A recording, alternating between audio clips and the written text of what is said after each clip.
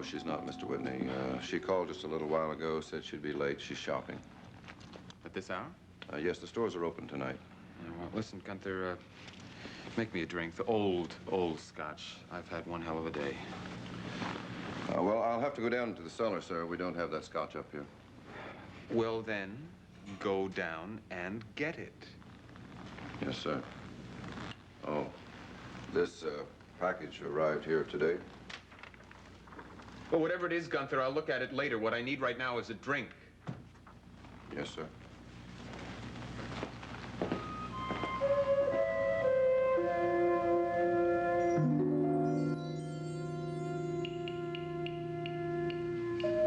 Mr. Harrison, I never question a man's motives, but this project intrigues me.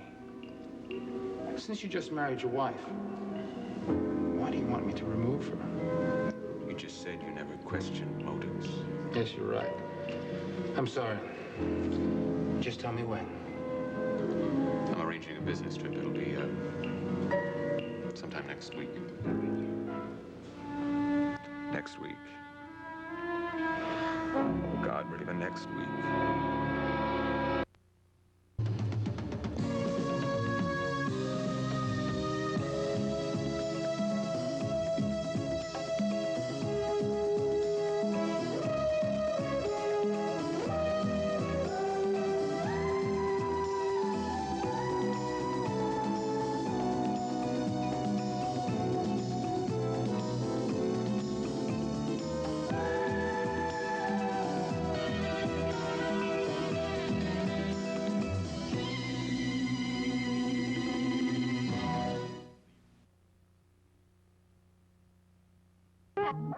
The sports and the weather right after this. You know, I'd like to pin a medal on that guy, too. Right between the eyes. You give me another one of these, Gunther. You sure can't hold it, Mr. Whitney. That's your... I didn't ask you to count, Gunther. Just get me another drink and shut up. Yes, sir. Oh, I'm going to be going on a business trip in a few days. How long will you be, sir? I don't know. And you're leaving when, did you say, sir?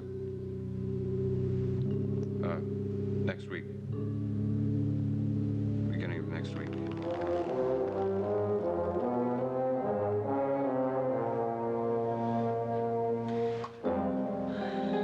Well, that's a very courageous young man you have in your department, Chief Mallory. Yes, I suppose he's good enough. Anyway, the commission will be glad that we're getting some good press finally. Derek, what did you mean when you said you wish you really knew him? Well, Nancy, I didn't pick Damian Tyler to replace Deborah Saxon. He was wished on my department by powers up in City Hall, who I think were in turn being pressured from somebody in Washington. Damian. An interesting name, isn't it? So unusual, Damian. Gordon and I once knew someone in Washington who named his son Damian. In Washington? Man who worked for the State Department. State Department? Yes, his name was Fowler Wilcox. Wilcox? Yes. He named his son Damian. It's funny, I almost forgot his name. But I'll never forget how Fowler Wilcox died. It was suicide.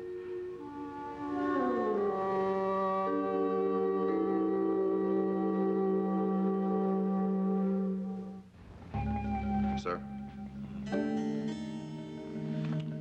Well, that package that was delivered this afternoon, Mr. Whitney, would you like for me to open it? No.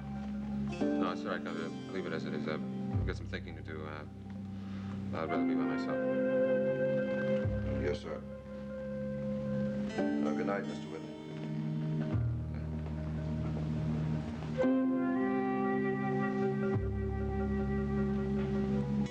Skylar Whitney, will you have this woman to be your wedded wife? Will you love her, comfort her, honor her, and keep her in sickness and in health, and forsaking all others, keep yourself unto her so long as you both shall live?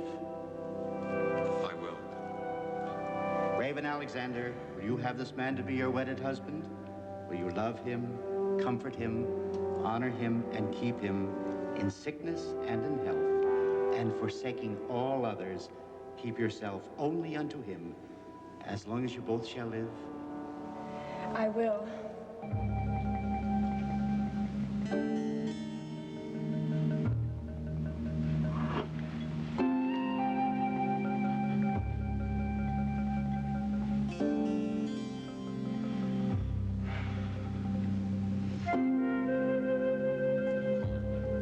Mr. Whitney was found in a mountain lodge near the village of Sunderman after the plane crash that took the life of his friend and co-pilot, Jefferson Brown.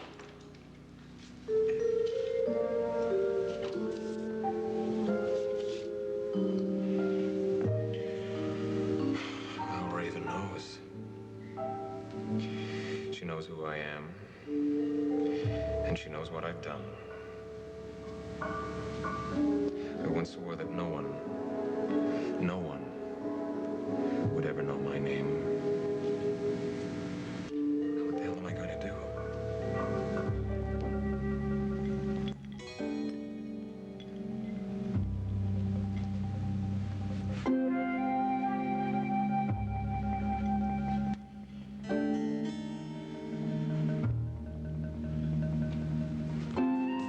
You're really crazy about her, aren't you?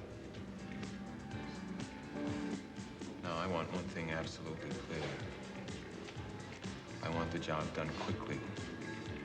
She must not feel any pain. She must not have any fear. I will not have her suffer. I want that understood. And I want it understood clearly. Okay. There's no need for such vehemence.